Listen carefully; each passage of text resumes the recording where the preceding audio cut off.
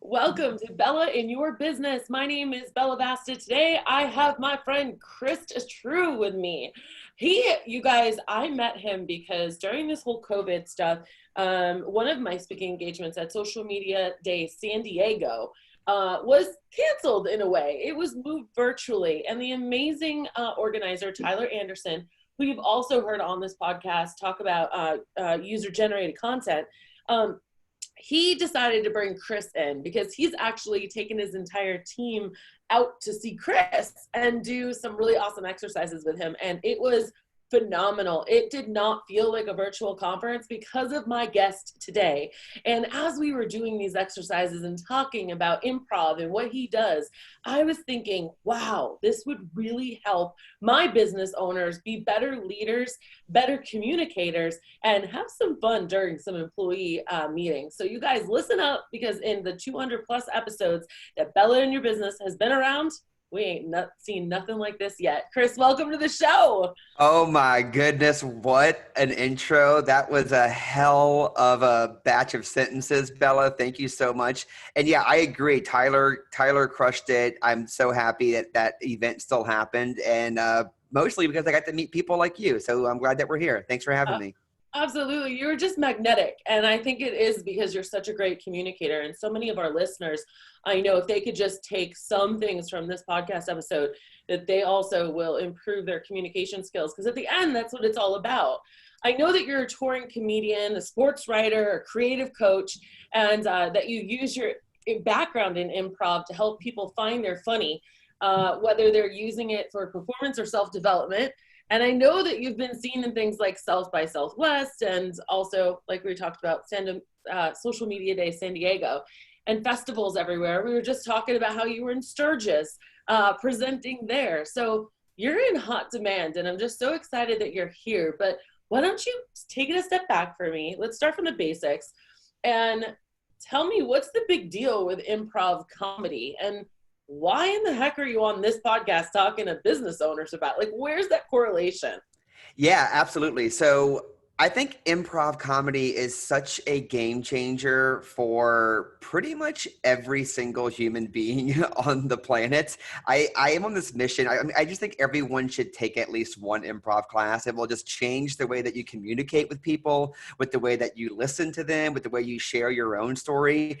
And like worst case scenario, it's a ton of fun, but everyone always pulls something from it. So while these techniques are primarily used by comedians to do shows at theaters and comedy festivals and whatnot, some people have branched out, like myself, and started teaching classes to people who aren't necessarily doing it because they want to be a comedian. They're taking these classes because their business needs team building, or they just want to treat their employees to a fun event, once a month or whatever. And that's because the things that make an improv scene funny, the things that make improv easy for people who are doing it, are also what makes you a better communicator, listener, leader. CNN said a couple years ago that every single boss should take an improv class, and Forbes had an article a few months ago that was just like, here's why all these business professionals are moonlighting as improv comedians now. And I love it. I can't get enough of it. And to answer your question, the reason why I'm here on your podcast is because you talk to people about their businesses, and I talk to businesses about making stuff more fun, to put it simply. Yeah.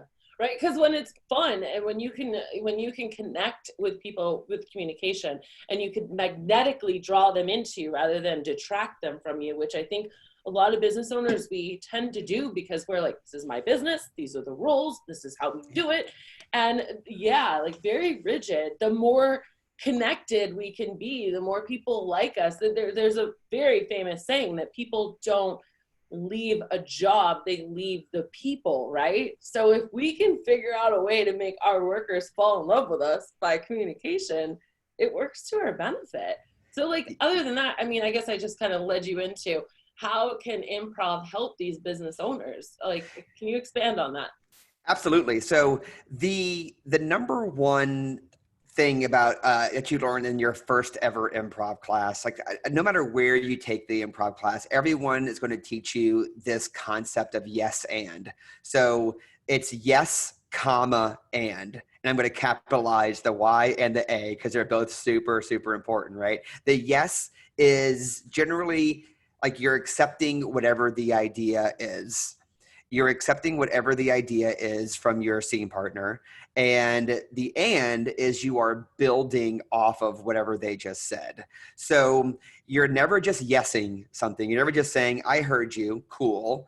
That's not how conversations work. And you're never saying no, but, which is like, no, not your idea, but listen to mine. You're always yesing, you're accepting, and then you're always anding, which is building. And this is what makes an improv comedy show successful. It's also what makes any human interaction successful. It's what, if you're listening to this right now and if you're thinking like, you're like, well, yeah, no, duh. That's how communication works. You're probably thinking of like your best friends. Like, yeah, you and your best friends organically, yes, and you didn't have to. I didn't have to tell you to do that. But think about the people who you butt heads with, or who you don't have this dynamite communication with. Imagine you yes anding with that person and that person reciprocating. Now we're getting somewhere. Now you see why people like me are teaching essentially a comedy workshop to non-comedians. It's because the things that make comedy work also make this communication work. Yes. And we have COVID going on right now. And so it must be pretty difficult to teach in the classic way where you might do it face to face. So do you do this online? Oh, Bella, thank you for asking. To me, it is the biggest surprise for me in my industry and what I do for this past 6-7 months. It took me a while. I'll admit it. It took me a while to like really wrap my head around it and kind of commit to figuring this out. But what I had discovered is people are kind of opening up more often on a Zoom workshop than they would be in person. My first time doing it was with you and Tyler and all of them at San That was your Diego first Social. time? That was my first time doing it on Zoom. Yeah, I that was had my no first time. idea. It was so much fun. When I was done, I That was was just so much like, fun. I was so jazzed. I was so jazzed. I wanted to do it. I wanted to do it all day the next day. I believe that I did it on the very last day of the conference, though. But since then, I have a couple different businesses from that conference have reached out to me and been like, "Can you do this for my company?" And Yeah, it works every time. yeah. It just, I mean, I think there's a couple things going on. One, I've been doing this for a really long time, and so I think I'm able to adapt to it. But two, I also think people are getting really used to doing things on Zoom. Our But behavior three, is definitely changing. yeah, but three, and this probably is the most important. In an improv workshop, if we were in person, I already know, and there's some people listening to this who you might be raising your hand thinking that he's talking about me. I already know some people are like, I will listen. I will sit here and listen to what you're going to say, but I am not getting up on that stage when you call me up. I'm too stage shy. I'm not into it. But on a Zoom call, it's like they just unmute their microphone. They don't have to they don't have to stand up. They're just sitting there, but they get to practice. I think a lot of people who otherwise would be a lot more cautious about putting themselves out there and getting up on stage. Some of these people are actually, most of them are just like, yeah, I'm in, unmute my microphone, let's go. So this technique, this style of team building, it works arguably better on Zoom calls, which is crazy. I can totally see that, Chris, because just as a woman and speaking as a woman, I could be imagining like, oh, is my muffin top hanging out? Or do I look bad? Or is my hair weird? Or am I standing correctly? Or am I slouching? And I Yeah. feel like maybe when you are up on a stage, you feel like you're exposed that much more because there's that much more to be, or you think people are being critical about, where you really don't realize that the audience is like, wow, look at the courage that she has to be up there. But with Zoom, you get chopped down to like, the chest up, right? It's just this little window that I'm vulnerable enough in. It doesn't matter what's going on in the bottom. We make the joke that, we're wearing pajama pants on the bottom all the time, So I can totally see that. That makes sense. Yeah, and what's exciting for me too is I think that some people, well, I think in every workshop I've ever taught, people I see people surprise themselves. You know, people are like, yeah, they look at, you know, they're like, "Oh, I can't believe I did that. I stood up and I did this thing and I was good at it and people laughed and I learned something.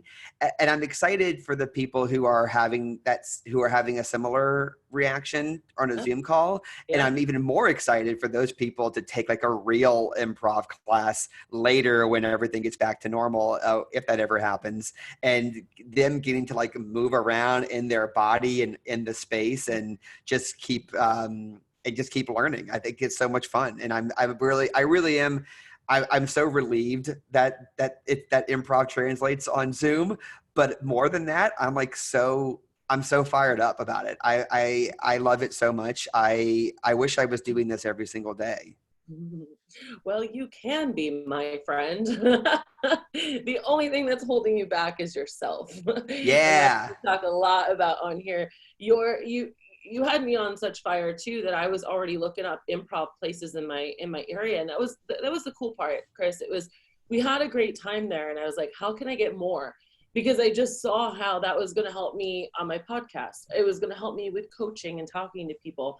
And throughout it, it also gains a lot of confidence. So what kind of people would take improv classes? Because I also know a lot of my listeners will always say, yeah, Bella, but I'm not you. Okay. Uh, So what kind of people take improv classes, Chris? yeah, great question. I think that the kind of people that take improv classes are, it's like a quarter, like 25% of them are like, I'm interested in comedy. Like I grew up watching Saturday Night Live, or my friends tell me I'm funny and they're coming at it from the humor component, right? I say another 25% are doing it because it's like they're looking for the next hobby. You know, they did pottery classes last year. They're doing yoga this year and improv next year. Yeah. But I think everyone else is doing it because they came to it for another reason. Like they read an article about like, this will help me be a better salesperson, or this will help me be a better leader, or this will help me be a better listener. And those are the people that I think really benefit the most from it, when they're like, yeah, my friend took an improv class and it transformed her. And she's just a total beast now when it comes to marketing her business or whatever. And so now I want to take an improv class too. And what's beautiful about the art form is that even though I just described a bunch of different types of people who are in the same class theoretically, it's the same material for all of them. I'm not giving different notes to the person who is going to move to New York to pursue comedy than I am for the person who is just doing it for fun because it will make them a better leader. It's Yeah. the same material, it's the same exercises, it's the same feedback, and everyone is improving from the same stuff. And it's just, I think it's like improv is just such a magical, weird, curious little like superfood of an exercise that I think, again, everyone should do it. Everyone should take at least one improv class. Everyone should take one improv class. And I remember when Tyler did take his entire team, his marketing team there with you. And he had so much fun. And I saw it. I saw the story unfold on social media. And I saw how he flew you to Boston the following year to surprise his team with you. You were that enjoyable that you were a surprise gift now. So can you talk to me just a little bit more about how you can come in like through Zoom and help teams like bond, communicate, like just break ice? Like how could, I'm thinking of all these pet sitters, and it's one of the reasons why I want you to have you on the show. They're always looking to be better leaders in over their team. And does it have to be more than 3 people? Can it be 30 people? Can it only be 3 people? Like, how does it work when you actually come into a business and help them through Yeah. improv? Great question. Thanks for asking. That's another thing that is so bizarre about this art form. It's extremely portable. It's very flexible. I can teach the same workshop to 3 people or to 30 people. You know, if it was 30 people, if I had an hour and 30 people, it's like I think everyone would still get to be on, you know, quote unquote, on stage. Everyone get a chance to participate. If it was just 3 or 4 people, we would just go more in depth and do more Q&As and stuff. But the way it's formatted is it's basically there's some sort of warm up. There's some sort of warm up that's designed to get everyone out of their skin a little bit. Just kind of, we're all doing the same thing. Where maybe it's maybe it's like a rhythmic thing or some sort of like patterny thing, and then there's some sort of exercise that everyone participates in. And then if the company has a very specific goal, like, oh, I want them to be better at brainstorming, or I want them to be better at listening, then I'll have one more exercise that highlights what that is. And then I always really try to, it's even though I do believe that improv is the kind of thing that I can show it to you and then you can take it and be like, I'm going to use it in this way. I like to always get more specific and kind of like challenge the art form and myself. And whenever I work with people, even if I don't know anything about their industry, I will be like, who has a question about how anything I just said can help you do whatever you do? Yeah. And I always learn something. And I think, and I almost always, I'm never stumped, we usually figure it out, even if it's like pet sitting, which I don't know anything about it. But if someone was like, yeah, I run this pet sitting company, and tell me more about why yes and is a valuable skill. It's like, I'm excited to figure that out with you during this workshop. I can tell you right now, business owners listening to this right now, so many of them are scared to bring or to send their employee into consultations or new client meet and greets when they first make contact with the client. They get the key, they meet the dog. Whether it's on Zoom right now because we're in COVID, or whether it's face-to-face in person, this is a type of training that can help empower them to, yes, and just that one simple thing of doing it. The other thing, Chris, that I want to draw attention to that I really felt like connected is when you did that, your very first time on Zoom. It's still blowing my mind. When I left, I felt like I built bonds with everyone else that I was doing things with, because together we rose. That yes and that building off of each other, it created this teamwork, this camaraderie, which is what lit up my brain and why I want to have you on the podcast too, because it's a good team building exercise. And you just got to evict, when you hear improv, I think we all think about comedy, but it's not all comedy. Like you were saying, it's 25%. So I know that at some point in this, Chris, you also got into this like creative coaching. So like, is that what we're calling this? Is this what I'm talking about? Is that what it is? What is it? Yeah. So as part of all this new world that we're living in, and me taking a lot of my stuff online, I've always found myself having conversations after workshops with people that just like want to go a little bit more in depth, or like if it's, one person is like, okay, this was great, I want more. How do we do this just me and you? And so after getting enough questions like that, I started putting together some materials for like creative coaching, as opposed to, I would never call it comedy coaching, although I mean, I would do that as well. But mostly when I'm talking to business owners, it's like they want more creativity in their business, or they want, or for them as an individual. And so I'm like, okay, how can I take this improv material, which is traditionally done, it's very ensemble driven. It's very much like, attention, everyone in the room, we're all going to do this game together. What does it look like if you're just talking to one person about it? So when you first approached me, and I was like, I have new things I am working on right now that I would love to talk about in your podcast. That was one of them, because it's new territory for me. I'm in the middle of, I'm in the process of like releasing all this into the world. I do have a couple of clients right now, which is really cool, but you called me at like such a wonderful, weird time, because I am taking this entire business and putting it online. And I think it's going to work, Bella. I think it is working, Chris. Great. I love that. Use that tense. It is working. And yeah, as you're talking, this is how I work, Chris. So I know we're still getting used to each other. I put people on the spot. Chris, I think I love it. We should do a class where twofold. One, and I want to know from any listeners, you got to reach out. You got to let me know if this is going to happen. If anyone's listening right now and they're thinking, this sounds interesting, I wonder if there's people out there in the industry, business owners, pet sitting, dog walking business owners, that would pay like, not a lot of money, but per head.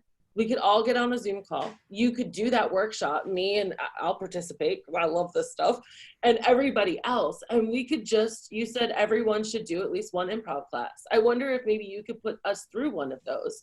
And then if they had that kind of experience that I did, they might be able to bring you into their own company too, after they've been able to experience it. But would you be open to something like that? Girl, come on. You know the answer already. I would love that. I would knock it out of the park. I would have so much fun. I would I too. So I'm kind of hoping that people will start messaging me after hearing this podcast and say, yeah, Belle, let's do this. When are we doing it? For sure. And I meant what I said earlier. I would do it. I would do it for 2, 3 people. I'd do it for 25, 35 people. If Okay. anyone out there is interested in this, I will do my part. I will help put something together, and this would be a ton of fun. Too. I really think that everyone should take at least one improv class, and I'm down to put my money where my mouth is. It's almost something that you have to feel. Like you have to experience it because it's truly an experience. Chris, I gotta ask you this question. Yeah. I heard that you wrote some book about sitting close to basketball players at NBA games. Like, I did.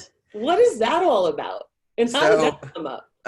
So I'm a big basketball fan, big basketball fan. And I was able to get a season ticket that was right behind the visitors bench at the Smoothie King Center here in New Orleans for my beloved New Orleans Pelicans, best named team in all of sports. Different podcast, but I'm ready for it whenever you're ready. I sat right behind NBA players. Like if I would have reached over and I could have touched their heads, I could have dumped Gatorade on them.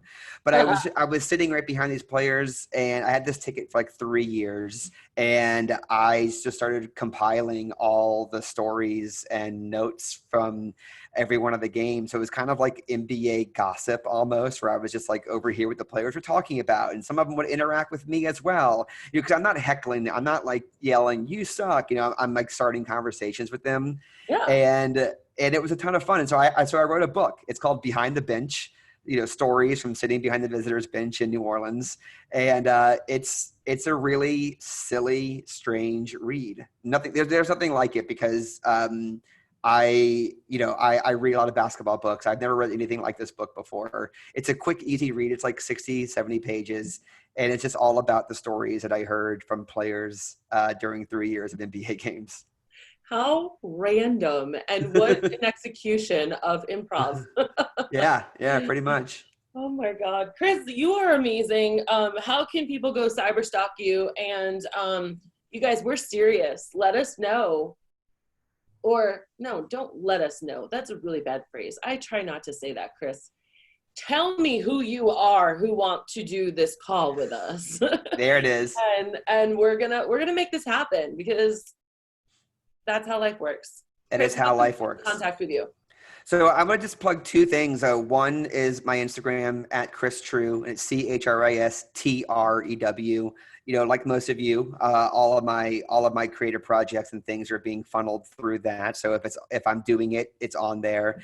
And to plug one other quick thing is I'm working on putting these improv classes and also online course form so that people can just push a button and hear me talk about this and get cool exercises and whatnot.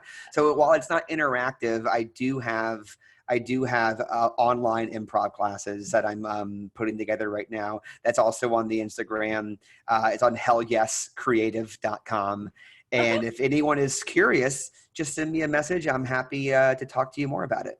Awesome. Guys, we'll put that in the show notes too. But again, it's Chris Trew, Trew. Go ahead and connect with him. He's such a fun guy. And gosh, thanks for being on the show. I really appreciate it. I love it when we've got completely off the wall new topics because it makes it really exciting for the audience and for myself. Hey, I'm so grateful. Thank you all so much for listening. And thank you for having me on, Bella. I really, really appreciate it. Awesome. Well, you guys let us know what your most favorite part of the show was. Definitely reach out. Let me find out who want to get on a call with Chris and I to do some improv. And remember, when life gets you down, always keep jumping.